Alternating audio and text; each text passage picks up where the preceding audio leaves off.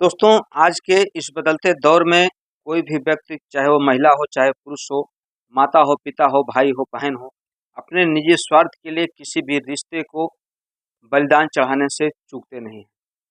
दोस्तों, ऐसा ही मामला जब प्रकाश में आता है तो लोग सोचने पर मजबूर हो जाते हैं कि एक बेटी अपने आशिक से मिलने के लिए अपनी माँ की निर्मम हत्या कैसे करा सकती है।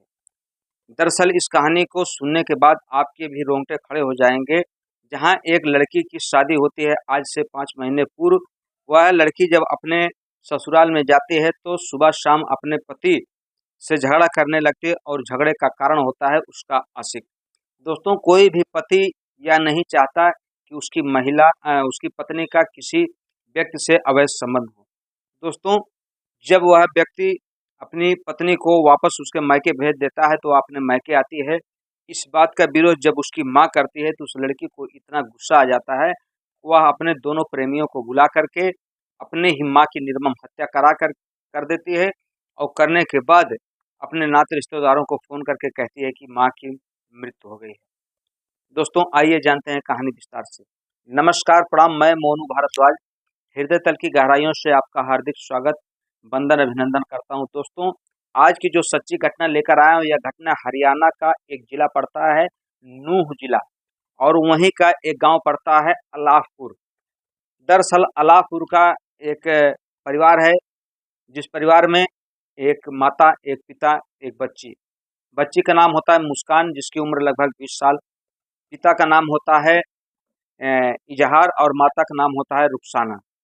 दोस्तों, आज से तकरीबन 5 महीने पूर्व मुस्कान की शादी पलवल जिले का एक मलाई गांव पड़ता है, वहां पर होती है। जब मुस्कान अपने ससुराल जाती है तो अपने पति के साथ आए दिन उसका झगड़ा होता है और झगड़े का मेन कारण होता है उसका जो प्रेमी।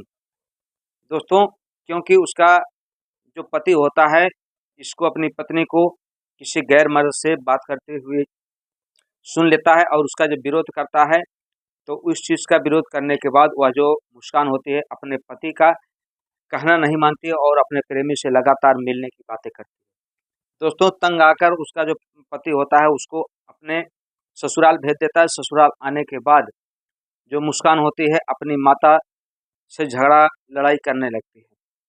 दोस्तों, रुखसाना जब उसको समझाने की कोशिश करती है कि बेटी ऐसा करना नहीं चाहिए, क्योंकि तुम्हारी अब शादी हो चुकी है, तुम्हें अपना घर, अपना परिवार देखना चाहिए, अपना घर परिवार संभालना चाहिए, लेकिन यह बात मुस्कान को बहुत बुरी लगती है और अंततः वह 3 नवंबर 2024 की रात अपने दोनों प्रेमी जावेद और उसका एक दोस्त होता है अयान को बुलाती है और अपनी माँ को नींद की गोली दे देती है। दोस्तों, जब नींद की गोली देती है तो उसकी माँ जब सो जाती है तो वह अपने प्रेमी जावेद के साथ में संबंध बनाती है और जब संबंध बनाती है तभी उसकी माँ की आँख खुल जाती है। आँख खुलने के बाद जब उसकी माँ रुखसाना दोनों को आपत्तिजनक हालात में देख लेती है तो इसका कठोर विरोध करती है। दोस्तों, जैसे ही उसकी माँ रुखसाना विरोध करती है तो उन दोनों प्रेमी प्रेमिकाओं की यह बात बहुत ही नागवान लगती है। तभी वह अपने दोस्त अयान को बुलाते हैं और तीनों प्रेमी प्रेमिका मिल करके रुखसाना की गला दबाकर हत्या कर देते हैं। उसके बाद फिर बारी-बारी से दोनों अयान और जावेद उस मुस्कान के साथ संबंध बनाते हैं। संबंध बनाने के बाद मुस्कान कहती है कि अब आप लोग चले जाओ और किसी भी कीमत पर पुलिस के सामने अपना मुंह मत खोलना, अगर कोई बात आएगी तो मैं संभाल लूँगी। दोस्तों, सुबह होती है, वो अपने नाते रिश्तेदारों के यहाँ फ़ोन करती है और रोते बिलखते कहती है कि माँ की अचानक से मृत्यु हो गई। दोस्तों, 4 नवंबर की सुबह जब नाते रिश्तेदार जुड़ते हैं, अंतिम संस्कार की तैयारी होती है, तभी जो मुस्कान का चाचा होता है वह थाने पर सूचना दे देता है कि यह जो मृत्यु हुई है, यह मृत्यु नहीं बल्कि एक हत्या है और इसका हत्या का कारण मेरी जो भतीजी है मुस्कान है। दोस्तों, तुरंत पुलिस की टीम पहुंचती है और शव को अपने कब्जे में लेती है, पोस्टमार्टम के लिए भेज देती है।